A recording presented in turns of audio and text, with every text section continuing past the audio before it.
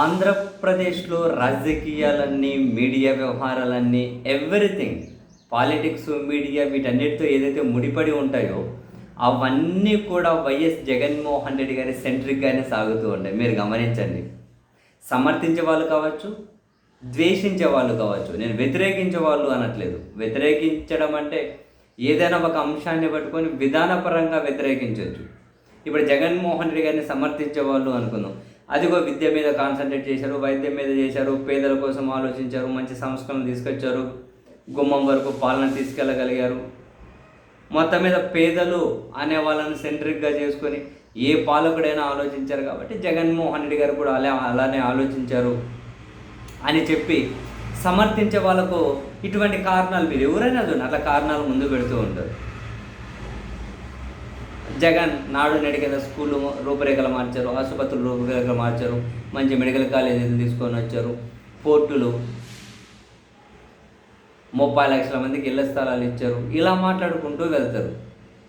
అదిగో జగన్ ఆలోచన ఇష్టం, ఇంటింటికి ప్రభుత్వ సంక్షేమ పథకం ప్రతి ఒక్కరికి అందించారు, ఈ కక్ష సాధించలేదు, కక్షపూరిత రాజకీయాలు చేయలేదు, రోజు నాన్ సెన్స్ అంతా లేకుండా ఉండే, మనుషులను అకారణంగా ద్వేషించలేదు, పాలన మీద దృష్టి పెట్టారు. తన విధానపరమైన నిర్ణయాలు మంచివో చెడువో దాని చుట్టూ చర్చ చేయొచ్చు. అలా దాని చుట్టూ వ్యతిరేకించే వాళ్ళు ఎవరైనా ఉన్నా కూడా దాన్ని మన విధానపరమైనటువంటి కాంటెక్స్ట్లో అలో చేయొచ్చు. కానీ జగన్మోహన్ రెడ్డి గారిని ద్వేషించే ఇటువైపు అంటే ఈ మెజారిటీ వీళ్ళందరూ, అంటే తనను వ్యతిరేకించి ద్వేషించే వాళ్ళల్లో మెజారిటీ ద్వేషించే వాళ్ళదే ఉంటుంది. తనను అపోజ్ చేసే వాళ్ళలో ద్వేషించేవాళ్ళు. వాళ్ళ ద్వేషానికి కారణం ఏంటి అని అంటే ఏం చెప్పరు. ఆయన నవ్వుతాడు, ఆయన ఫేస్ అట్లా పెడతాడు, కూర్చుంటాడు, చెయ్యి ఇట్లా అభివాదం చేస్తాడు, చెయ్యి అట్లా అభివాదం చేస్తాడు, 11 ఇచ్చిన సిగ్గు లేవు, శాడిస్టు, రాత్రిపూట దయాలతో మాట్లాడతాడు, ఏం సంబంధమే ఉండదు. లేదు అంటే అమరావతి నాశనం చేశాడు, ఏముందని అంతకుముందు నాశనం చేయడానికి? ఫర్ ఎగ్జాంపుల్ చెబుతాడు, నాశనం చేశాడు, ఆడ ఏముందని నాశనం చేశాడు, ఏముంది అంది ఇప్పుడు నాశనం చేసేది. ఆల్రెడీ ఇంతకుముందు ఆడ ఏమైనా ఉండింటే మరి ఇప్పుడు ఇల్లు ఎందుకు? ఇన్ని వేల కోట్లు, లక్షల కోట్లు అప్పులు తెచ్చి ఏం చేస్తున్నారు? ఆల్రెడీ ఉన్నదానికి అవసరం లేదు కదా. అంటే ద్వేషించే వాళ్ళ కారణాలు చూడండి అంటాను. పోయిన ఆ ద్వేషించే వాళ్ళైనా కనుక వాళ్ళ పరిపాలన గురించి మాట్లాడుకుంటారా? మేము అధికారంలోకి వచ్చాం, సంవత్సరంలో అయింది, అది చేసాం, ఇది చేసాం, ఇదేమీ లేదు. ఇట్లాంటివి ఏమి ఉండవు. అధికారంలో ఉన్నా జగన్ను ద్వేషించడమే టార్గెట్, అధికారంలో లేకపోయినా జగన్ను ద్వేషించడమే టార్గెట్. అసలు జగన్ మీద ద్వేషం అంటే ఆ జగన్ మీద ద్వేషాన్ని వీళ్ళు ఒక ఆక్సిజన్ లాగా పీలుస్తూ బ్రతికేస్తున్నారు పాపం.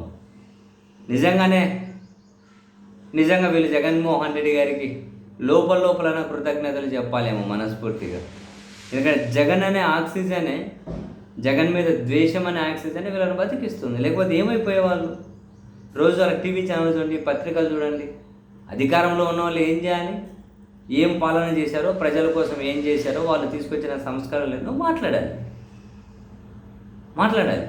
కానీ వీళ్ళు ఏం మాట్లాడతారు? లేయర్ చేస్తే జగన్ నవ్విండు, నవ్వులో క్లారిటీ లేదు, జగన్ కూర్చున్నప్పుడు సగం దగ్గర కూర్చోలేదు, జగన్ నమస్కారం పెట్టాడు, నమస్కారం చెప్పినప్పుడు ఎడమ చేయి కిందకు ఉంది, కుడి చేయి పైకి ఉంది, లేదు మీరు సరిగ్గా గమనించలేదు, కుడి చేయి కిందకు ఉంది, ఎడమ చేయి పైకి ఉంది. లేదు ఏదున్నా సంవత్సరం అయిపోయినా కూడా ప్రతిదానికి జగన్ తిట్టుకుంటూ ద్వేషించుకుంటూ దీనికోసమేనా? అంటే ఒక క్లారిటీ ఉండక్కర్లేదా?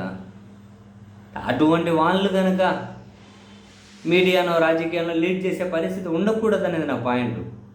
ఏదైనా ఒక చైతన్యవంతంగా ఉండాలి, అర్థవంతమైన చర్చలు ఉండాలి, ఒక సిస్టమేటిక్ ప్రొసీజర్ అనేది ఒకటి ఉండాలి కదా, ఒక సిస్టమేటిక్ ప్రొసీజర్ అన్నది. అటువంటి వాళ్ళను జనాలు కూడా వ్యతిరేకించాలి కదా. అంటే నేను ఆ దిశగా జనాలు ఎడ్యుకేట్ అవ్వాలి కదా. జగన్ అభిమానించమని ఎవరు చెప్పారు? చంద్రబాబు సార్ని వ్యతిరేకించమని ఎవరు చెప్పారు? లేకుంటే ఇంకొకరిని వ్యతిరేకించమని ఎవరు చెప్పట్లేదు.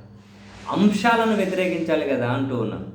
వ్యతిరేకించాలంటే జగన్ను కాదు, జగన్ పాలనలో ఏం నచ్చలేదో వ్యతిరేకించాలంటే చంద్రబాబు గారిని కాదు, వ్యక్తిగతంగా తన పాలనలో ఏం నచ్చలేదో వ్యతిరేకించాలి. ఇప్పుడు నేనున్న అమరావతి అనే కాన్సెప్ట్కి వ్యతిరేకం, నేను చంద్రబాబు సార్ కాదు, అమరావతి అనే కాన్సెప్ట్కి వ్యతిరేకం. నాకు అది నచ్చట్లే.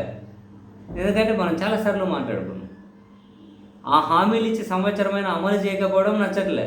అలా చేయొద్దు కదా. హామీలు ఇచ్చామంటే అమలు చేయాలి కదా అంటాం.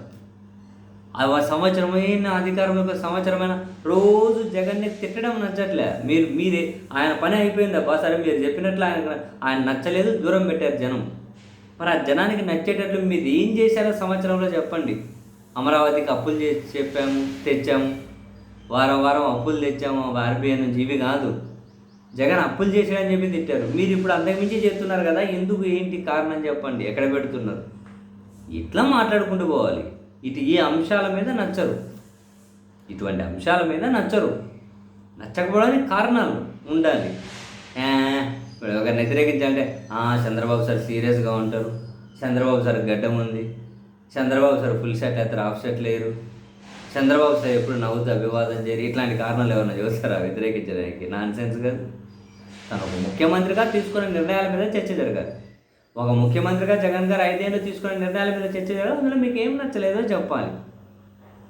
అంత గాలి, స్క్రాపు ఈ పత్రికలు, టీవీ ఛానళ్ళు, పాలక పక్షంలో చాలామంది, రాజకీయ నాయకులు చాలామంది, అంతా స్క్రాపు. సమాజాన్ని వీళ్ళు చాలా మిస్లీడ్ చేస్తూ ఉండే పాయింట్ అది. ఎంతమందికి అన్యాయం జరుగుతుంది అంటారు. ఇప్పుడు సంవత్సరంలో కానీ అన్యాయం జరగలేదు. ఎన్ని పథకాలు అయిపోయినాయి. అన్నదాత సుఖీబాబు ఏమైంది? అది రైతు భరోసా ఏమైంది? మొన్న ఆల్రెడీ 3 నెలల కింద కేంద్రం వేసే కదా 2000. ఆంధ్రప్రదేశ్లో లబ్ధిదారుల లిస్ట్ ఉంది కదా.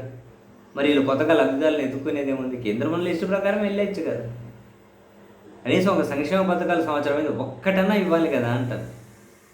కనీసం ఒక్కటైనా ఇవ్వాలి కదా. గ్యాస్ సిలిండర్ ఒకటి ఇచ్చామంటారు, సంవత్సరంలో ఒకటి ఇచ్చామంటున్నారు, 3 ఇస్తామని. ఆ ఒకటిగానే చాలామందికి చేరక, చాలామంది ఇష్యూస్, వీళ్ళు డబ్బులు వాళ్ళకి సబ్సిడీ కింద ఇవ్వకనే కదా మొన్న ముఖ్యమంత్రి గారు దాని మీద సమీక్ష చేసి, లేదు దీనికి మార్పు చేర్పులు ఉన్నాయి, కొన్ని సమస్యలు ఉన్నాయి, కొన్ని మార్పులు చేస్తాము అన్నారు. ఎవరైనా ఒక అర్థవంతమైన చర్చ లేకుండా జగన్ అకారణంగా దూషించడము, చంద్రబాబు గారిని అకారణంగా దూషించడము, దీనివల్ల అసలు ప్రయోజనం శూన్యం.